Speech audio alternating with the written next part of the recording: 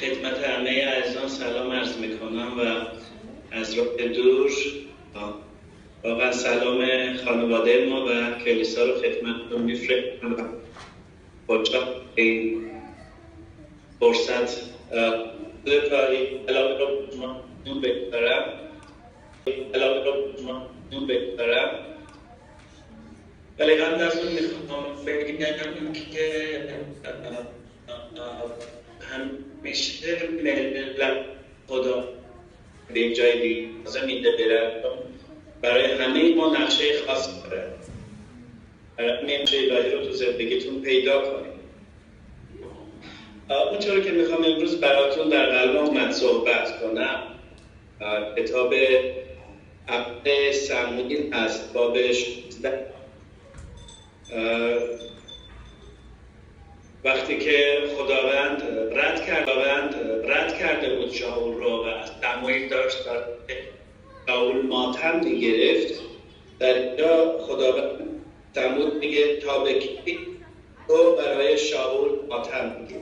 امروز میخوام راجع به همین برای شما صحبت کنم که تا به کی برای شاول. بسیاری از ما شاول هایی داریم در گذشته، مثل سموئیل شاول را از جوان پرورانده او را به پادشاهی رسانده بود برای بود. اما الان به جایی رسیده که شاول سقوط کرده و سموئیل داره حسرت اون رو می‌کنه. ما هم گاهی اوقات در گذشته چیزایی داریم که همیشه داریم به اون می‌کنیم و حسرت اون رو می‌خوریم. گاهی اوقات حسرت گذشته خوب رو می‌خوریم، گاهی اوقات حسرت گذشته بد رو. ولی با این پیغام میخوام بگم اینه که در واقع کلام خدا میخواد بگه دیگه بس برای شکر ماتم بگیریم. ممکنه یک ماتم واقعی باشه، واقعا ما کسی رو از دست دادیم و سیان داریم، فکر و روحمون با زندگی میکنیم.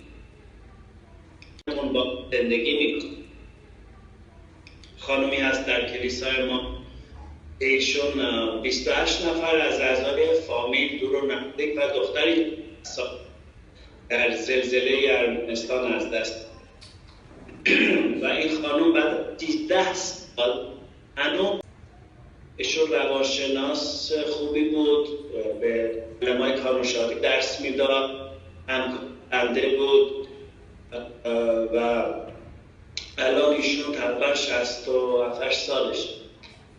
این خانم یک روز به خدا ریخت، گفت بعد از 13 سال در تلاش استمون سوگواری دختر رو رها کنه و او آزاد شد و از چند سال به گلستان رفت و اونجا یک تحصیل. در مورد ایشون باز خواهم گفت عزیزان، ولی همه ما اینطور مثل سموئیل یک شاول داریم. یک چیزی داریم در گذشته، در یک شخص، شاید یک خانه است، شاید حتی سرزمین ماست، شاید یک دارایی کرده و ما گاهی اوقات آینده خوب رو نمیبینیم چون حتی گذشته خوب رو رها نمی‌کنیم. رها کردن گذشته همین کلیدی برای یک آینده تازه و ما وقتی نمیتونیم گذشته‌مون رو رها کنیم این اتفاق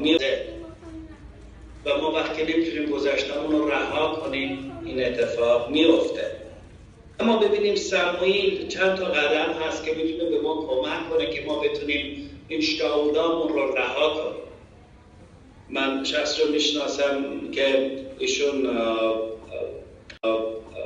طلاق گرفته بودن و هیچ وقت نمیتونست اون همسر گذشتهش رو رها کنه و ببخشه. اما این پیغام امیدوارم به ما کمک کنه که ما بتونیم رها کنیم. واقعا اولین چیزی که هست همین هست که واقعا تو باید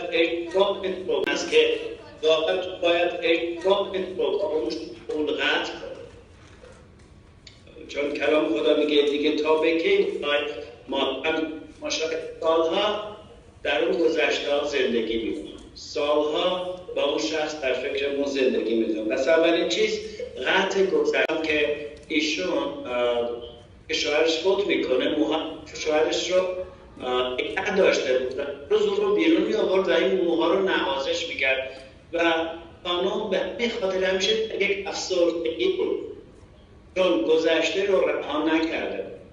میدونید اونقدر راحت دیده و میدونم ایمان شما و واقعا به خدا که در شما کمک میکنه که بتونیم رها کنیم. اگه میخواید در اون کشور آینده ای رو بسازید باید گذشته رو رها کنید.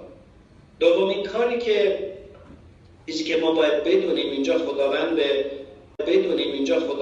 به صموئیل میگه که من او را رد کردم. میدونید گذشته های ما، شاول های ما از خدا رد شده. خدا نمیخواد که تو دائما در اون کلنجار، در اون افکار و اون شخص کلنجار که میگم اگه با بالش ما مصاحبه انجام بدن و از بالش ما بپرسن که خب بالش جان در مورد این ایماندار این نظرت چیه؟ خدا وقتی ایشون سر رو من میذاره شب بخوابه تو فکر یک عالمه خالق همه و بامو در زن و پدرزن همه جور چیزا هست و دائما فکرش دواست. بالش باز بگه که من حس میکنه خیلی من اذیت میکنه. آیا واقعا با بالش شما مصاحبه بشه شبهای شما خوابهای شما اینطوره در فکر دعوا هست؟ امروز پیام من در شما اینه هم بالش رو راحت کنید هم خودت رو در واقع رها کنید و رها کردن همیشه با بخشش هم. خداوند به صموئیل گفت من رد کردم این رو. یعنی این وضعیتی که تو داری اراده من نیست. صموئیل مرد خدا بود، نبی خدا بود، ولی تمام فکر و ذهنش شاول بود. یکی نوع طبیعه شاید حالا برای پیست عمل کشید و بعد الان اون شخص زحمات شما رو برداد داده. به ما کمک کنه اینه که ما با چشمای خدا به مردم نگاه، با چشمای خدا به مسائل نگاه کنیم. اون موقع ما میتونیم گذشته هامون رو رها کنیم. و در اینجاست که وقتی که خداوند میگه اون رو رد کردم، چیزایی هست از طرف اراده خدا نیست شما در غم باشید، در فکرتون دعوا باشه، همیشه طوفان باشه تو ذهنتون، دارو بخورید، کم خوابی داشته باشید. اینا رو خداوند رد کرده. و صموئیل هم شب و روز در همون اواخر بود 15 میگه برای شاول ماتم میگه.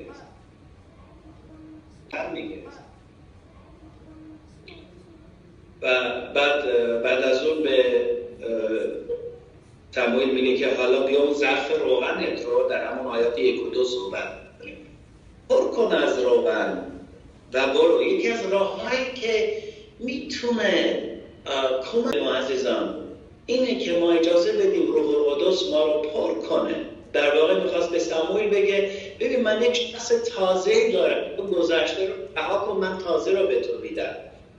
نه در دوم قرنتیان 5:17 این آیه رو خیلی همون حفظیم. نه هر کسی در مسیح خلقت تازه است، چیزای کامل در گذشته همه چیز تازه شده است. و ما این رو برای نوعیمانا و بیمانا خیلی خوب از حفظ میگیم، اما برای خودمون چی؟ بدونید مفهوم اسم شاول هست در واقع میتونه ترجمهش کرد مطلوب. مفهوم اسم داوود هست محبوب. در واقع خداوند میخواد به شما بگه اون مطلوب تو رها کن، من محبوب تو بهت میدم. اون چیزی که طلبیدی، دنبالش بودی، درست کردی و خیلی از ما اینجور وابسته میشیم، کنترل میکنیم و خیلی از مسائل ما با همین چیزا پیش میاد. سالا پیش قاضی رو ملاقات کردم، بندان نشونم بیرون مسیحی بودم و یک از منو برد و گفت که دعا کنیم. گفتم کار برای چی دعا کنیم؟ فرمودن پام درد میکنه، استخونام اون برادر ما رو جا بردیم. بعد که میخواستیم دعا کنیم یه عکسی اونجا دیدم، گفتم شما برای این عکس دلتنگین؟ گفت بله. گفتم این رو خواستید آبورت کنید، اختقلین کنید؟ گفت بله، ولی نکردم. و بعد صحبتون ادامه داده. من دیدم که این خانم تمام و داره از اون دلتنگی اون رنج میبره و نمیتونه اون رو رهاش کنه. و بعد کمی صحبت کردم، خیلی طولانی شهادت، ولی بعد با هم دعا کردم. همون خیلی گریه کرد، شوهرش هم گریه کرد. و بعد گفتم این پسرتون رو رها کنیم، شما تمام دارید با اون زندگی میکنید، شما تمام دارید با اون زندگی میکنید. و بعد پسرشون در یک کشور دیگه بود البته. بعد دعامون تمام شد، کمی آروم شدن. من یک روغن در آوردم و گفتم خب عزیزان الان میخوایم با این روغن شما رو مس کنیم. و کجا خانم؟ این خانم با تعجب گفت الان اینجا درد نمیکنه. میدونید گاهی وقت ما که نمیتونیم کسی رو رها کنیم، ببخشید یا اسیر یک شخصی هستیم، این در بدن و وجود ما دردهایی میاره. در کتاب امثال سلیمان باب 14 میگه دل آرام حیات بدن. اگه دلتون متلاطمه، فکرتون متلاطمه، برای همین زخم معده داریم، برای همین مرض‌های مختلف هجوم میارن. و امروز دعوت میکنم عزیزان به خاطر مسیح ببخشید و رها کنید. تا به کی میخوای برای شاول ماتم بگیری؟ من فکر کنم تا اینجای کار که من دادیم مست خدا، همونطور که اینجا به سموئیل میگه روغن خداوند، حضور روح القدس باعث میشه که ما بتونیم تامون رو رها کنیم و که ما با روح القدس یک ارتباط صمیمی ایجاد میکنیم، هم پر میشیم، بلکه درون ما از خدا پر میشه، روح خدا پر میشه، روح میاد روی زخم ما میریزه و اون اجازه نمیده که ما به زخمی مجروح زندگی کنیم، از هم طلبکار باشیم. کلام خدا در خیلی آب ما نشون بده. مست خداوند هست، خداوند میگه تو اون رو رها کن، ظرفتو از روغن پر کن، به آینده نگاه کن. این شخص تازه‌ای هست اونجا، یک وجود تازه‌ای هست، یک مست تازه‌ای میخوام تو زندگی بیارم. ما خیلی اوقات غبطه میخوریم به اون روز، خوش به اون روزایی که در ایران بودیم. واقعا رها کنیم. خواهری که سالا با من همکار بود، الان فرانسه هست، ازدواج کرده، بچه داره، زنگ میزد گریه میکرد.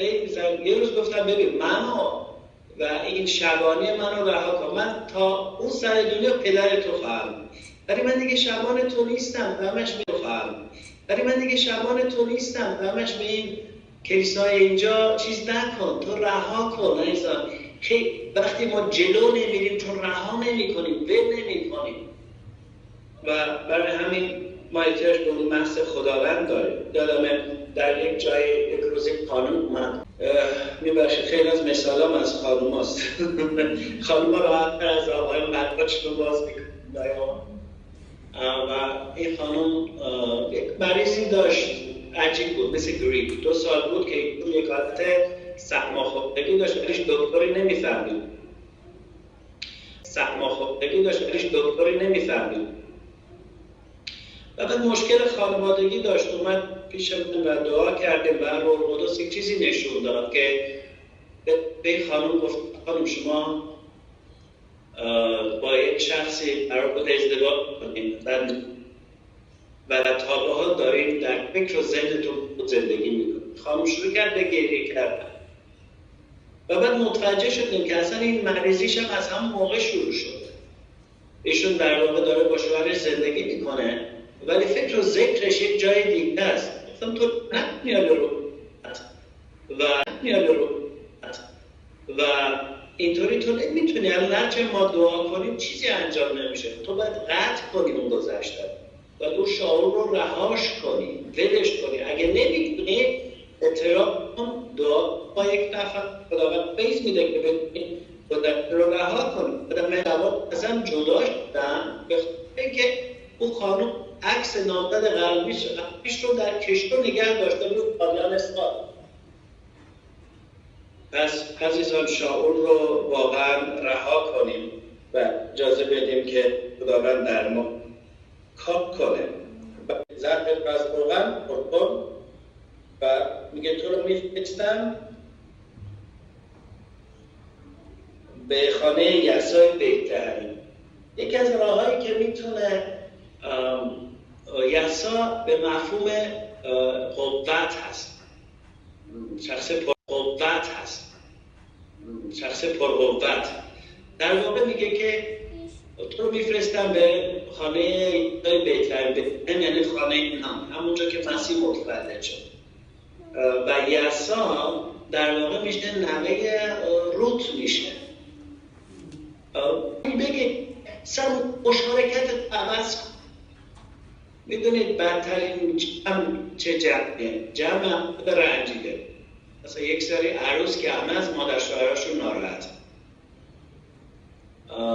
یک سری مثلا مرد که همه از مادر زناشون ناراحت، یک گروهی تو کلیسا که هم جواد ناراحت. در واقع جمع رنجیده ها همیشه خطرناکه. معمولا زود هم همدیگه رو پیدا میکنن. دیدیم مثلا توی کلاس، اون آخر کلاسی زود همدیگه رو پیدا میکردن. توی اردو میدیم اونایی که شبیه من سریع همدیگه رو پیدا میکنن با افراد پرقوت از متن. در واقع محیط یاد روت بیفته. روت هم همین کارو کرد. در واقع روت سالها هم شوهرش فوت کرده بود، اما او سرزمین موعظه رو رها کرد. او میتونست به مادر شوهرش بگه که من میخوام اینجا بمونم، اینجا قبر شوهرم هست، اینجا سوگواری کنم. ولی او گفت خدای من خدای تو، خدای من خواهد بود قوم من، قوم تو قوم من. در واقع اون گذرها کرد. در واقع اون گذشته لعنت رو که بالا سرزمین موعظه بود رها کرد. وقتی که ما رو رها میکنیم اون موقع آزاد میشیم. میدونید حتی خیلی از ماها که از یک مذهب دیگری اومدیم باید اون مسائل مذهبی رو نگه میداریم. روت اونا رو رها کرد. مسائل مذهبی رو نگه میداریم. روت اونا رو رها کرد. خیلی اوقات یک چیزایی رو من دیدم، افراد دعاهایی رو، یک رملایی رو از گذشته نگه میدارن. همین لعنت میاره توی نشون. اگه میخوایم جلو بریم باید گذشته رو کاملا رها کنیم. و روت این کار رو کرد. بزرگ یسا و داوود شد و از نسل او یک پادشاه به دنیا آمد و از نسل این پادشاه عیسی مسیح به دنیا. که ما رها میکنیم گذشته رو، رها میکنیم. پادشاهان از ما متولد میشن و الان در واقع او آمده به خانه یسای پرقوت. پسرانش باید پادشاه بود. اون محبوب رو اونجا به اون نشون میده. دیدید وقتی که دختر ربانی نام داره و بعد پیش انجام به هم میخوره ناراحت میشه، برای که اون رو بپوشونه سریع یک اشتباه سرده دیگه میکنه، دیگر رو انتخاب میکنه. خداوند به سموئیل هشدار میده مواظب باش، اونی رو که من میگم رو باید انتخاب. و ما گاهی اوقات برای که گذشتم فراموش یک آینده پردرد برای خودمون یاد میکنیم. اما وقتی مشارکت صحیح داشته باشیم، در واقع میگن که دوستیه میگن در کتاب جماعت با 21 میخوانیم که فیلیپوس دختر داشت نبوت میکرد. من یه فامیل دارم، 2 تا پسر داره، 2 تاشم تو زندانه. و شاید هم اینجور شما بشناسید. چرا 4 تا دختر فیلیپوس نبوت میکرد؟ خیلی دخترهای را نبوت میدونیم چون خونهشون نبی میرفت، خونهشون رسول میرفت. تو بخونید آقوس نمیرفت خونهشون. خونه شما کی می؟ تلویزیون شما چه کانالهایی رو پخش میکنه؟ جمع کی می؟ تلویزیون شما چه کانالهایی رو پخش میکنه؟ جمع خونه رفت و نگه داری، بچه‌هات هم موتور میشن. و وقتی تو مشارکت های تازه کنی، مشارکت تو، مشغولیت تو با یسا باشه، با مردان پرقوت باشه. و اینم یک و اینم یک نکته دیگه که میکنه ما گذشته رو رها کنیم. خانومی که در 48 سالگی شوهر کرده، 50 سال اومد پیش من، از یک کلیسای دیگه بود، مدت رو طول کشید تا بهشون وقت داد، ولی در طی جلسه تمامی زندگی خواهر زیر و رو شد و او به من میگفت که بعد از 1 سال من تونستم بخوندم، چون تونست رو رها کنه. داره که با دنیای مردگان ارتباط برقرار نکنه. خیلی حتی سوگواری‌های واقعی دارن، اینا همیشه دارن با اون افراد زندگی میکردن. خانمی بود که 18 سال در معلوم شد 18 سال از اون پسر سالش بود بده و اینش بود بده و این همینجور داره با اون پسرش صحبت میکنه. وقتی دعا کردیم که از اون سوگ پسرش آزاد بشه سردرد داشتم. برای همین عزیزان واقعا ما احتیاج داریم که شاولامون رو رها کنیم. کار دیگه که اینجا خداوند به سموئیل میگه قربانی کن، با خودت یک قربانی. ما گاهی وقت میخوایم رها کنیم، ترسایی داریم. خب اگه این کار بکنم اون چی میگه، این چی میشه؟ عزیزان رها کنیم. گاهی وقت یک قرضی داره، مثلا کسی به ما مقروضه، پول آنچنانی هم نیست، سالا کلنجار میده، اون رها کن. خداوند خیلی به تو میده. ما در دنیای پر تلاطم، پر از اضطراب زندگی میکنیم و لازم نیست بیشتر برای خودمون اضطراب ایجاد کنیم. ببخشیم، رها کنیم. مسیح روی صلیب گفتیم کارو ببخش، نمیدونم چیکار کنم. و بخشیدن یک راهیه که ما میتونیم گذشته‌مون رو رها کنیم. دید شفاعت عزیزان، وقتی ما میتونیم ببخشیم و رها کنیم. اما وقتی راجع به قربانی گفتیم، قربانی مسیح روی صلیب برای ما نماد بخشش هست و خودمونم که حاضر باشیم چیزایی رو قربانی کنیم. منظورم این بود. یک چیزایی رو قربانی کنیم. منظورم این بود. یک چیزایی رو باید قربانی کنیم. شاید آبرومون رو قربانی کنیم، شاید پولمون رو قربانی کنیم، خانمون رو قربانی کنیم. زوجی بوده اینجا که رفتن دادگاه تا یک زمین رو که باید یه امضا بدم به یکی ندادن. میلیونا خرج کردم. من بهشون گفتم به اینو رهداره، بهشون کمک خواهد کرد، نکرد. من خیلی ضرر دیدم. من نمیگم که ما حقمون رو نگیریم، میگم که ما برای حقمون باعثه نکنیم. چیزهایی است که ما رو میکنه، داره اصلا از درون مریض میکنه. و من دعوت میکنم همین در حالی که خداوند من شاولم رو رها کنم بره، باید نمیخوام. و یک چیز دیگه که اینجا کمک میکنه این انتخاب الهی است. سموئیل طبق عادت برادران عرض کردم مطلوب رو رها کن، مطلوب به زندگی. نمیدونم شاید چند هفته گذشته خانه دوستیه که مادر پدر اتفاق رها کن، بعد آینده رو داره و خداوند به سموئیل میگه، خداوند احسان که به ظاهر می‌برد، من به دل نگاه می‌کنم. در جلوتر ببینیم چون من یاد نیست کوتاش میکنم. در آیه 7 در واقع و آیه 7 در واقع و سموئیل دنبال یک شخص دیگه ای میگرد و میگه پسر دیگه ای نداری؟ که چرا این خلوچه داریم؟ البته اینجا اینجور ننوشته، من میگم معمولا بچه های شلوغ رو بفرستن گوسفندا رو نگهداری کنه، با اون احتمالا موهای فرفری با یک کلمه مگس وارد و خداوند میگه همین او رو مسح کن. میدونیم ما چیزایی رو از دست میدیم و چیزایی رو خداوند به ما میخواد به محبوبای ما، داوودهای ما، که اونی نیست که عشق ما میدیم، شاید عشق ما میدیم، شاید اومدید جایی که زمینه خوبی هست، زمینه مرفهیه، اما زبان به اون باقالی بوی خبون دانه و باید رهاش کنید تا بتونید اون چیزهای تازه رو در اونجا بتونید بیابید. کرد خدا رو بلند کرد. و البته میدونم خیلی دلتنگی دور از فامیلن، منظوری که ما احتمال داشته دلتنگی نداشته باشیم بلکه دلتنگی مخلص کنیم. سموئیل میاد در واقع کلام خدا میگه روح خداوند از آن روز بر داوود اومد و در آیه بعدی میگه روح خداوند از شاول رفت. خداوند میخواد به زندگی تو یک پادشاهی جدید بیاره. آمین. میخواد یک پادشاهی جدید بذاره. تو بده. پادشاهی قدیمی رفته تو بده. پادشاهی قدیمی رفته، اون کلیسا قبلی رفته، برکات گذشته نیست. خداوند میخواد مس تازه، قوت تازه، عطایات تو ایجاد کنه. این رو وقتی انجام میده که تو بتونی گذشته رو رها کنی. حاضر نیستیم اون طرز پرستشمون رو رها کنیم.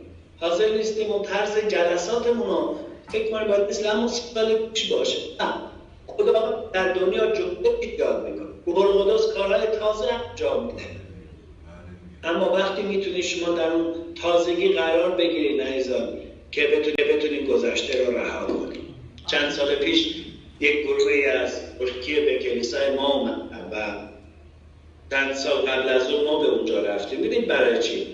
100 سال ملت ما رنج میکشن، قتل مرامنه، اما ما رفتیم اونجا دعا کردیم و اونا اومدن اینجا ما رو شستن تو منفی و تونستیم اون یک رنج رو از درون خودمون رها کنیم. من این کتابی نوشتم مرده این آماده است در یعنیش چاپ نمونده به اسم آرمین وایتر برد برای این ترکی. در همین مورد هست. ملت ما نمیتونه گذشته رو رها کنه و خیلی آسان نیست. اما من امروز شما رو نظام دعوت میکنم. همونطور که ما تونستیم پای ترکا رو بشوریم و اونو پای ما رو شستن و تاریخ رو رها کنیم. تاریخ ما رو امروز دعوت میکنم که دعا کنیم با هم و بگو که خداوندا من میخوام این شاهورم رو رها کنم. بله واقعا گفتم متوفاست که شاید با اون زندگی میکنم ولی شاهوره. با اجازه شما من میخوام براتون دعا کنم چون به جهت برم و میخوام شما این دعا رو ادامه بدید عزیزان و بتونید این شاهور رو رها کنید تا داوود پادشاه اون پای تازه اون اشتایی که همراه تشت میاره رها کنید تا داوود پادشاه اون پای تازه اون اشتایی که همراه تشت میاره داوود مظهر پرستش در تعطیل عهد جدید اون بتونه به زندگیتون بیاد چون پرستشش بین رفته دلتون غمگین شده اما بلند رو بگید خداوندا من این شاهورم رو رها میکنم کامل این رو رها میکنم و میخوام آزاد زندگی کنم. بله خدا